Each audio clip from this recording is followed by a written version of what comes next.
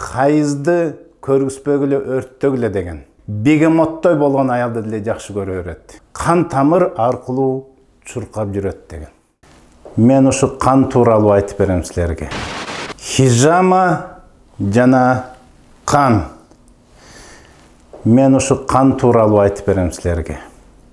Андыктан айтып бергенче катталгыла, башкаларды каттагыла, лайк баскыла, комментарий кылып бизди колдоп койгула.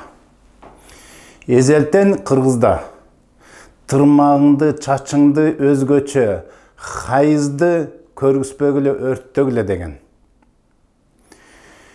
Кыргызда эзелтен келе аткандагы сөздөр бар. Тергеген, колдогучуң бар экен, дөөтүң бар экен, кыргызчылыгың бар экен, азисиң бар экен деп шайтанды тергеп, мына бир эле шайтан деп койгонун алдына жинден болгон шайтанды ушинтип тергешет.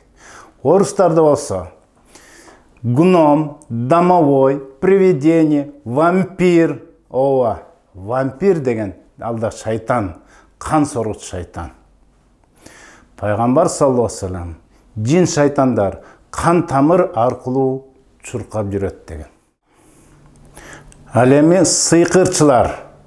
Байкайсыңарбы, сыйкырчылар сыйкыр кылганда тырмагын алып келгиле, чачын, тарагын алып келгиле, ич кийимин алып келгиле жуулбаган.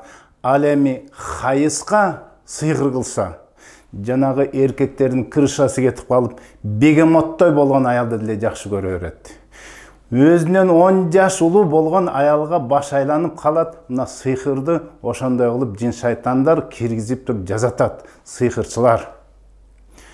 Ал эми Пайгамбар саллаллаху алейхи ва саллям шайтан ар кайсы түспөл, өзгөчө ит жана жылан түспөл болот деген. Ит демекчи, ошо жинден болгон шайтандар итте эле жытты укмуш билет. Баягы ит 1000 миллион адамдын арасынан жытынан таап баргандай, шайтандар да ошентип таап барат. Андыктан сыйкырчыларга жанагындай жытты жибертип, ошол мусоркага ташталабы, каерде болбосун эмне шайтан ал жагып калса, жытынан издеп барып кирет. Мен айтмакчымын, силер хижама кылдыра турган болсоңор мына ушундай.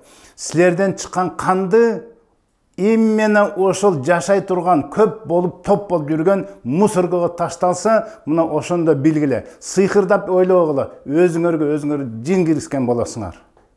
Эмне кылыш керек?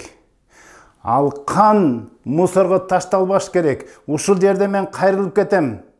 Мына бизде Анарбай, бул өзү инфекционист. Мындайча айтканда инфекционный контроль менен иштейт. Сиз кайерде окудуңуз эле? КГМ ИПКдан повышение алып турам. 6 ай сайын окуп, улам повышение алып окуп турам. Канды ошон үчүн бул киши айткандай, бул киши контролдогондой утилизацияга тышташ керек. Кан мусоркага кетпеш керек. Эми хажамдар айтар, биз өрттөйбүз деп, өрттөбөйт, калп айтышат.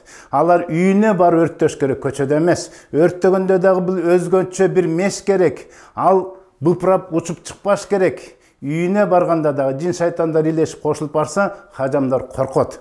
Ошондуктан чакырганым, хажамдар утилизация кетиргиле. Мына бизге келип хижама кылдырсаңар, 100% гарантия бул утилизация кетет. Анткени мына мындай эко, мынакей, бул жерде эко комплекс деген компания менен биз договор түзүп, утилизация алып келип, өздөрү катуу чоң меш, өздөрүнүн мешини бар, катуу оттун ичине ошо жер өрттөп туруп утилизация өрттөйт. Эч убакта мусоркага кетпей жин шайтан жашаган.